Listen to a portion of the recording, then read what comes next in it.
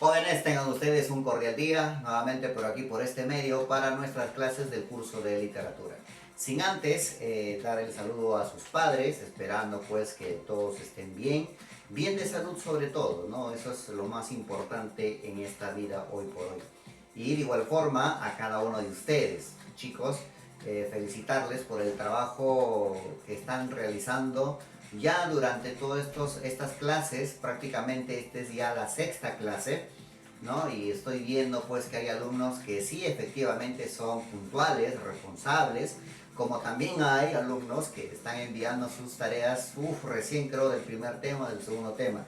No se atrasen por favor, porque después esto se va a acumular y luego se les va a hacer más complicado. ¿Ah? Entonces, miren, hoy en la actualidad en que vivimos está pasando muchas cosas en la parte política. Para poder hacer algo cortito, algo pequeñito, yo creo que hay que dar un aplauso o un ramillete de aplauso a los jóvenes por haber hecho obviamente su voz de protesta y de esa manera pues yo creo que ha sido escuchada esta voz de protesta. Lamentablemente hubo pérdidas de dos personas valerosas, tal vez, que han hecho pues esta protesta, héroes vamos a llamarlos así. Y de igual forma yo creo que ustedes también van a llegar a esa etapa, ¿no? En la cual la voz de ustedes serán escuchadas. Ustedes prácticamente jóvenes van a ser los grandes líderes del futuro, ¿no? En quien tal vez por las manos de ustedes o por la inteligencia, por la sabiduría de ustedes, van a cambiar la cara de nuestro país, porque ya con esto lo que ha pasado, yo creo que ya la política, el gobierno no va a ser tan corrupto, se va a ordenar las cosas, y más aún con ustedes que son la nueva generación, yo creo que nuestro país va a marchar bien, va a salir adelante. Pero ¿desde dónde vamos a empezar? Obviamente vamos a empezar desde hoy, ¿no? Desde ahora, trabajando con responsabilidad, siendo respetuosos, siendo amables, siendo puntuales, siendo responsables con las tareas, ¿no? Con las actividades y todo ello. Entonces desde ahora tenemos que empezar a empujar el coche, como quien dice, para que así pues nuestro país sea un país maravilloso, un país que no esté en la cola, ¿no? Que sea pues un país potencia.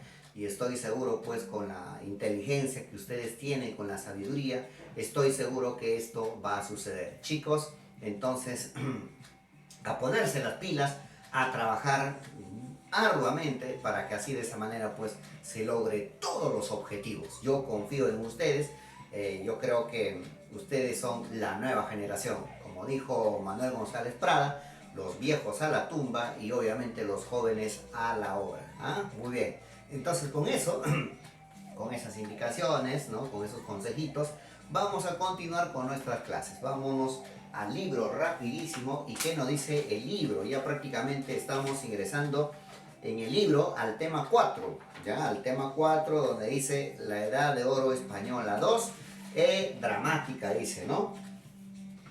Y acá en la pizarra mágica te dice el teatro en el siglo de oro. Eso significa que acá nosotros estamos obviamente en el siglo de oro, ya en el siglo de oro español. O sea, el siglo de oro se desarrolló obviamente en España. Dice, la primera obra teatral escrita completamente en castellano fue El auto de los Reyes Magos. Eso subrayenlo por favor. La primera obra teatral escrita en castellano fue El auto de los Reyes Magos, dice en tu libro. Se conserva incompleta, dice 142 versos, falta la parte final que debía mostrar la adoración de los reyes al niño Jesús. Esta representación fue escrita a fines del siglo XII o principios del siglo XIII y como todas las de su tiempo es anónima. Y ahora vamos a ver, mira, dice acá que la primera representación fue los autos de los Reyes Magos. ¿Eso qué significa, chicos? Mira, vamos a leer acá las tarjetitas, dice. El teatro del siglo de oro tiene un origen religioso. Eso significa que las primeras representaciones del teatro en esas épocas eran de carácter religioso. Todo tenía que ver con la religión, tenía que ver con Dios, con Jesús, la Virgen María, ¿no? ¿Cómo se llama esto? La parte de la teología, ¿no? La teología es la ciencia que estudia pues a las religiones, ¿no? Entonces dice acá, nació durante la Edad Media, ¿ah? Y dice por acá, las primeras representaciones se hacían en el templo. Escúcheme ver, dice que durante la Edad Media en España, en esas épocas todo era religión, ¿no? Nosotros ya veíamos en la literatura medieval que todo era religión, ¿verdad? Que el rey obligaba a rezar a la población y aquel que estaba en contra de la religión era castigado, ¿sí o no? Perfecto. Entonces, eso significa, dice, que desde la Edad Media empezó a hacerse representaciones, pero dentro de los templos. Dice que terminaba la misa, una vez terminada la misa, ¿no? Dice que el cura buscaba pues, ¿no? a sus actores y hacían las representaciones escénicas de los pasajes bíblicos. Escúchelo bien esto, hacían representaciones de pasajes bíblicos. O sea, ¿qué cosa? Nacimiento, ¿no? Vida, pasión y muerte de Jesús. Todo lo que era la Biblia tenía que hacerse una escenificación cada culminación de la misa o cada término de la misa. Y eso era pues algo bonito, ¿no? Era un detalle. Y para ver esas escenificaciones o esas representaciones, efectivamente, pues, ¿no? El templo se llenaba, ¿no? El templo se llenaba. Al ver que el templo se llenaba, chicos, dice, después del templo, obviamente estas escenificaciones o estas representaciones pasó a las plazas. No, perdón, no. Dice, luego se desarrolló en los atrios de los templos. Después de estar dentro del templo, vamos a repetir, dice, se trasladó o se desarrolló en los atrios de los templos. ¿Cuáles son los atrios de los templos? No sé si usted ha ido a un templo, ¿no? En la parte externa, en la parte de afuera, en la puertita, hay como un escenario, como un estrado, ¿no? Con graditas y todo. Esa partecita era como una plataforma, eso era el atrio. Ahí se desarrollaba, ¿por qué? Porque dentro del templo, efectivamente, las personas rayaban las paredes, rompían las estatuas, porque ves que se llenaba y el tumulto hacía que, pues obviamente las personas rompían cosas dentro del templo. Y el cura dijo, no, caramba, acá me están destrozando todo. Un poco más me destrozan a mí, dijo el cura. Por lo tanto, vamos a trasladarnos al atrio. Cada que se terminaba la misa, todos salían a la parte exterior y obviamente pues ahí en el atrio se colocaba y la gente alrededor, ¿no? Y cuando se desarrolló así de esa manera, dicen chicos, ya la gente que como que ya no ingresaba al templo porque ya estaban ya plantados ahí alrededor del atrio, ¿no? En la primera fila para poder observar, ¿no? Porque estar lejos como que no observaba así, entonces la gente como que ya estaba esperando en el atrio, ya no ingresaba a escuchar misa. Pero el cura decía, pues no importa que no ingrese porque acá me van a destrozar todo. Y así chicos, entonces el teatro primero se desarrolló dentro de los templos, luego en el atrio y luego pasaron a las plazas, acá dice, ¿no? Para luego pasar a las plazas. Y obviamente en las plazas ya era un campo más abierto, pero había un detalle, cada fin de la representación o cada que terminaba esta representación, las plazas también terminaban un desastre chicos, prácticamente todas las plantas, las bancas, los árboles, ¿no? Todas rotas, entonces como que el cura dijo, no, esto está mal, vamos a buscar un lugar especial donde podamos desarrollar el teatro. Y así se desarrolló el teatro, chicos.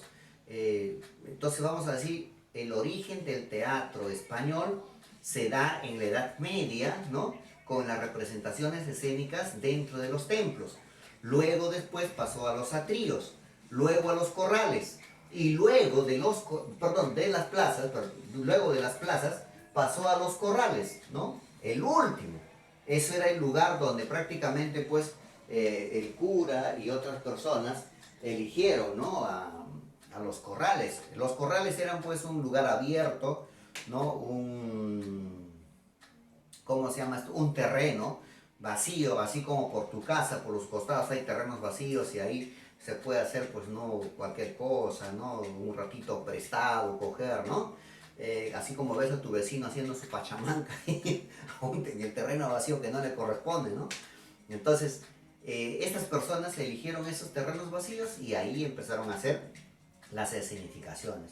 Luego de ahí ya pues con el correr del tiempo han hecho una construcción, ¿no? Bonito de los teatros. Ahora los teatros son pues no con telones, abre el telón, cierra el telón, vamos a sentarnos bonito en las butacas, esto que el otro, con luces y todo, ¿no? Ahora ya es más actualizado ya estos teatros, ¿no, chicos? Hubiera sido excelente poder visitar algunos teatros, pero lamentablemente pues no se puede, ¿ya? Entonces, eso es la historia del teatro, cómo fue por primera vez el teatro en España, ¿no? Y de esa manera fue. Luego dice por acá, los autores de esta época, o sea, estamos hablando ya del siglo de oro, renovaron las técnicas teatrales, dice, convirtiéndose en un espectáculo para todo el pueblo. Ah, mira, ven. Entonces dice, los orígenes del teatro se inician con ¿qué? ¿Cómo? Dice, con los autos sacramentales. ¿Qué cosa eran los autos sacramentales? Eran representaciones sagradas, representaciones bíblicas. ¿Ya? Y acá, en estos autos sacramentales, va a ser un escritor, o va a representar un escritor de nombre Calderón de la Barca. Pedro Calderón de la Barca va a ser el representante de los autos sacramentales, de representaciones sagradas. Y luego va a haber otro, dice, juegos de escarnio. Un teatro popular, un teatro profano, un teatro satírico, un teatro burlesco, un teatro que prácticamente se va a burlar de la gente, ¿no? Y va a ser más para el pueblo. Acá va a ser su representante Félix Lope de Vega, los máximos representantes del teatro en el siglo de oro. Pedro Calderón de la Barca con sus autos sacramentales y Félix Lope de Vega con sus juegos de escarnio. Entonces, en el siglo de oro van a haber dos clases de teatros, ¿no?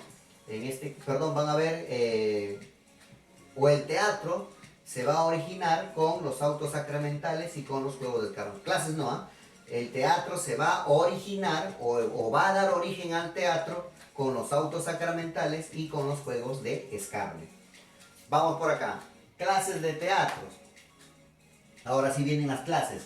Va a haber un teatro nacional y un teatro popular, como también va a haber un teatro religioso y un teatro filosófico. Dice teatro nacional o popular, ¿ya? Y popular, ¿qué dice ahí?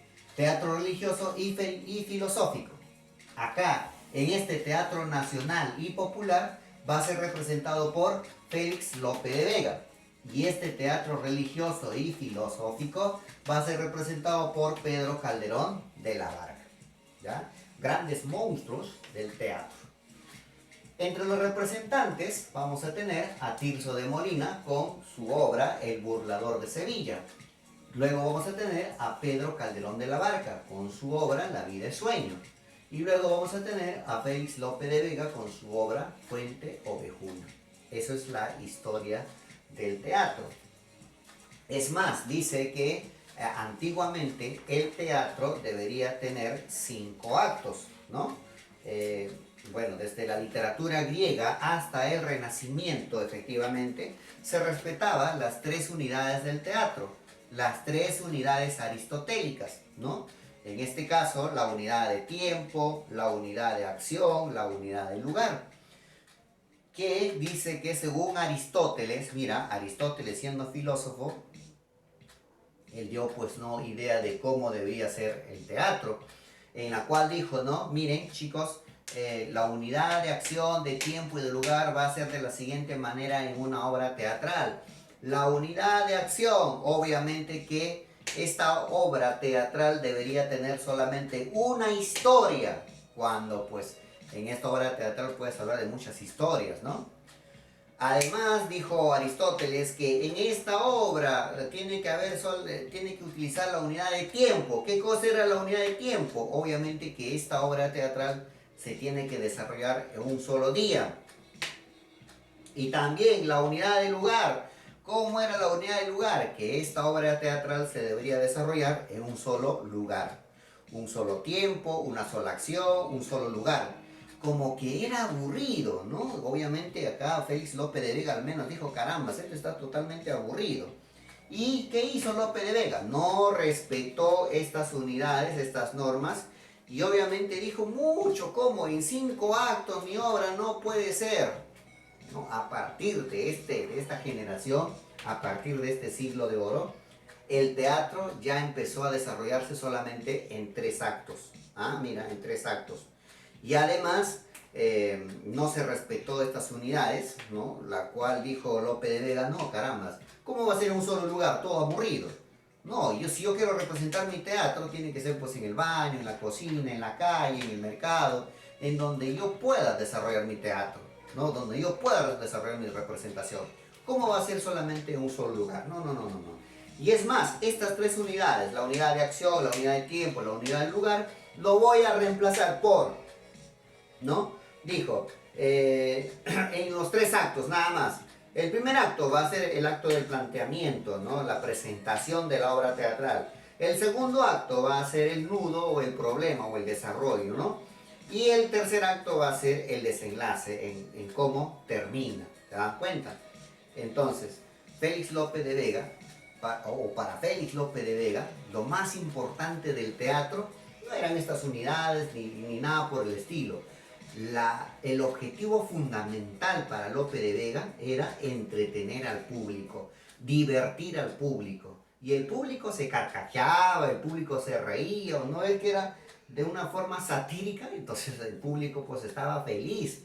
El público iba a quitarse todo ese estrés de la semana, todos los problemas que ellos tenían, o el público que tenía todos sus problemas, iban y se descargaba ahí todos esos problemas. Entonces, eso era el teatro en el siglo de oro, chicos. ¿Ya? En su libro, ustedes tienen lo que es al representante Tirso de Molina. Bueno, en esta clase vamos a hablar de Tirso de Molina, ¿ya? Luego, en la próxima clase vamos a hablar tal vez todo lo que es de Félix Lope de Vega y una obra de este personaje. Y la otra clase tal vez hablemos de Pedro Calderón de la Barca para no saturar mucho, ¿ya? Para que así usted haga su tarea bien bonita. Tirso de Molina dice dramaturgo, poeta y narrador del barroco español. Eso significa que acá estamos pues en el periodo barroco, ¿no? Siglo XVII. Acuérdese que en el siglo XVI estaban las escuelas, ¿no? El Renacimiento. Acuérdense, el siglo de oro tiene 2 ramas, tiene 2 tendencias, el Renacimiento y el Barroco. El Renacimiento ya lo hemos hecho en la clase anterior, todas las escuelas, ¿no? De la poesía. Ahora estamos en el periodo del Barroco, ¿no? Siglo de oro 2. Que barroco significa exageración, ¿verdad? Dice, su verdadero nombre fue Fray Gabriel Telles, que supuestamente este señor también hoy se dedicó a escribir autos sacramentales. Fue discípulo de Lope de Vega, a quien conoció como estudiante en Alcalá de Henares. O sea, prácticamente ellos se conocieron, ¿no? Entre sí. Se ordenó sacerdote en 1606 en Toledo, donde estudió artes y teología. Hace rato hablé de teología. ¿Qué cosa era teología? Ajá, muy bien, perfecto. El estudio de la religión. Sus últimos años lo pasó en Soria, en el convento Nuestra Señora de la Merced, en el que fue nombrado comendador en 1645.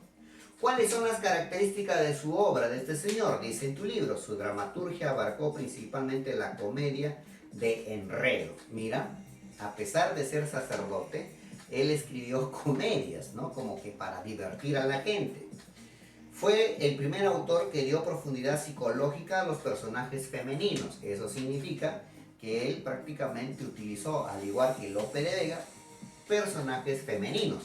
Cosa que en las obras teatrales, en la época antigua, en los griegos sobre todo, a personajes femeninos no se utilizaban. Pero acá sí ya. empezaron a utilizarse personajes femeninos que llegaron a ser protagonistas de sus obras, y mira, y encima protagonistas, al igual que en Lope de Vega. O sea, Tirso de Molina, más o menos, como Lope de Vega era su discípulo, era su maestro, vamos a llamarlo así, porque Tirso de Molina es discípulo de Lope de Vega. Entonces, él también hace lo mismo que Lope de Vega, ¿no? Utilizar personajes femeninos. Utilizó el secreto de la intriga y supo cómo interesar al espectador, o sea, entretener, divertir y crear expectativa, ¿no? Principales obras: Don Gil de las Calzas Verdes, El condenado por desconfiado, El vergonzoso en Palacio, y su obra fundamental, El burlador de Sevilla, ¿no? Dice: Don Juan, un noble sevillano, altera el orden social, deshonrando a cuantas mujeres, ¿no? O sea, ultrajando, maltratando, ¿no? Se le ponen delante y finalmente es castigado por la estatua funeraria de una de sus víctimas, el padre de una de las damas burladas, que lo mata y lo arrastra a los infiernos. Mira, es castigado por ser mujeriego, ¿no? Por maltratar a las mujeres, por golpear, por pegar, por ultrajarlas. Este señor fue llevado hasta el infierno. Es una bonita obra. Usted búscalo, busca un resumen de la obra El burlador de Sevilla y se va a dar cuenta que es una obra maravillosa. Tirso de Molina también se destacó por escribir dramas hagiográficos, es decir, historias sobre la vida de los santos. Hagiográficos significa pues historias sobre la vida de los santos, ¿ya? Entonces hasta acá, chicos, nada más, nos vamos a quedar. Eso significa que el libro todavía no lo vas a desarrollar. Ojo, escuche bien, ¿eh? El libro todavía no lo vas a desarrollar, ¿ya? Solamente voy a dejar tu examen y algo relacionado con Tirso de Molina. Tal vez un pequeño extracto de la obra del burlador de Sevilla y algunas preguntillas. Y obviamente examen de todo lo que se ha explicado en esta clase. Chicos, cuídense bastante, ha sido un gusto de compartir esta clase con ustedes, esperando pues que hayan entendido, que hayan comprendido, ¿no? Y una leidita, la partecita que les he leído en este momento, para que así de esa manera, puedan aprender más. Estamos en el siglo de oro español. Chicos, cuídense bastante, hasta la próxima. Chao, chao.